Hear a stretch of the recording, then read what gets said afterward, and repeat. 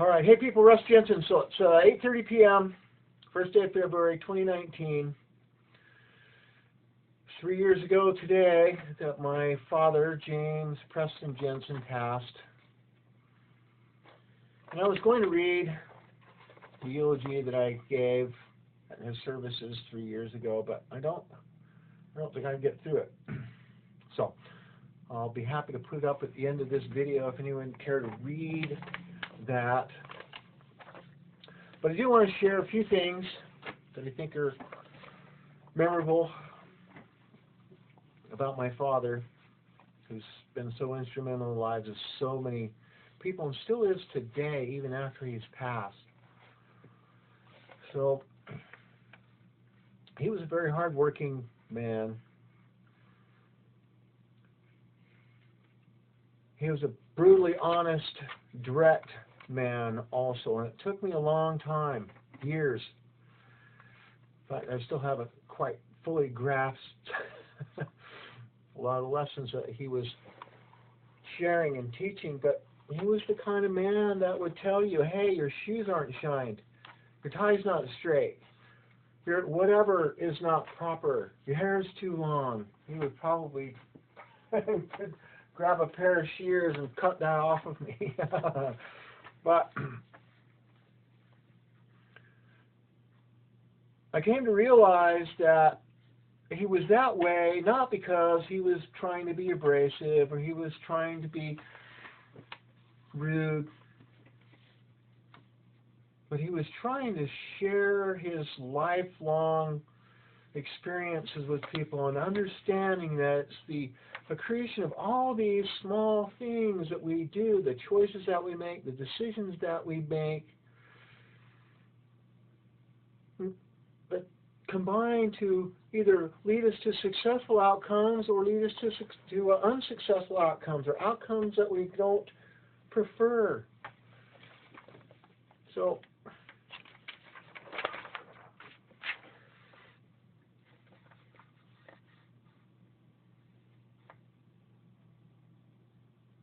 he taught me about the fact that in this reality, there is no right and wrong. There's only choices and outcomes. Now, there's a moral compass that he operated by, his strong spiritual beliefs that kept him grounded. But he also understood that that wasn't necessarily the way for everybody.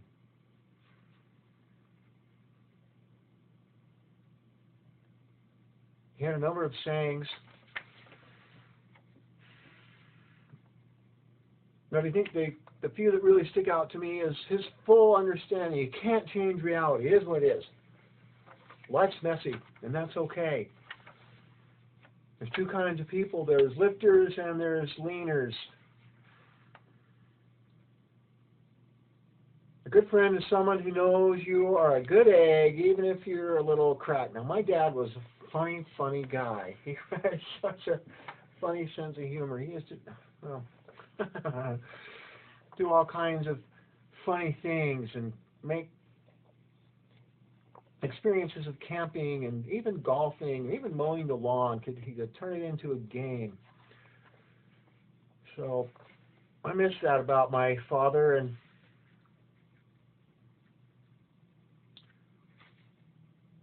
his wisdom, his guidance, his little sayings like this: when life without a goal is like a corral without a gate. If you're lost and turned around, that is when you go to your knees and ask for help. My father also understood the power of prayer, the power of manifesting reality through a request to the greater power of whatever that is for people. And he was very tolerant and understanding in that regards. But he was a very, very staunch LDS. And he would say that he would rather die as a pauper in the courtyard of the Lord's house than live like a king in Old Scratch's supreme palace. That's what we call him, the devil. Scratch, Old Scratch.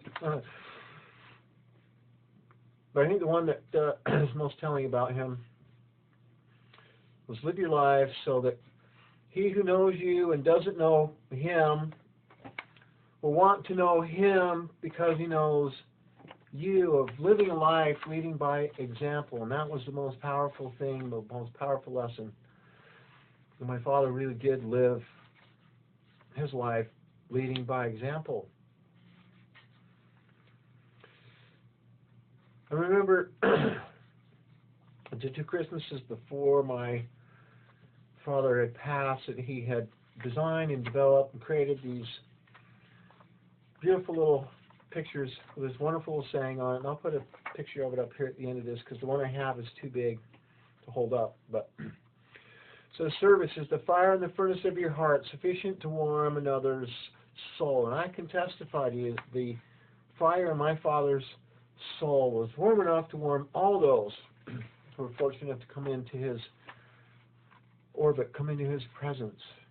It's still warm enough. He's still helping people, even after he's gone, to the things that he established, the legacy that he left. So,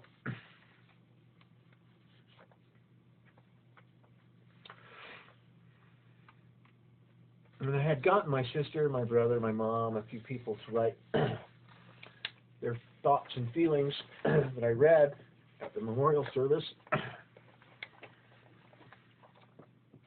And I was going to read even the one that I wrote, but I can't.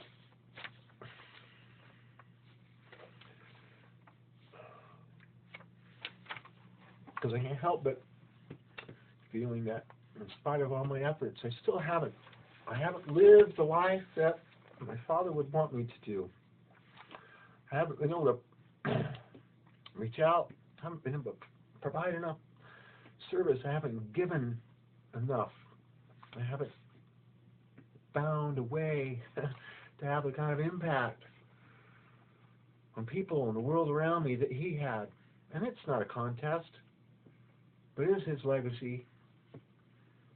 So all I can say is I'll just double down my efforts to see if I can't perhaps next year feel better about the life that I've lived in 2019. So I'll leave you with these last words from my father.